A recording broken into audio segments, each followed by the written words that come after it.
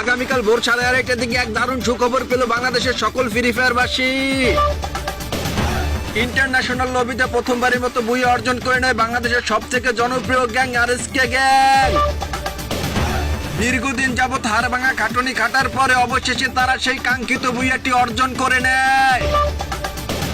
তবে আরএসকের প্রতিপক্ষ যারা ছিল তাদের সাথে আগে পরে আরএসকের অনেকবারই ফাইটিং হয়েছে, কিন্তু তারা কখনোই পেরে ওঠেনি।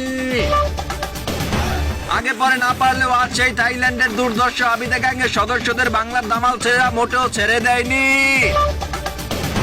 আবিদা গ্যাংয়ের সদস্যদের চাঁদের দেশে পাঠানোর পর ভিয়েতনামি ফ্লাশ গ্যাংয়ের সদস্যদেরকেও চাঁদের দেশে পাঠিয়ে দিয়ে বুইয়া অর্জন করে নেয়।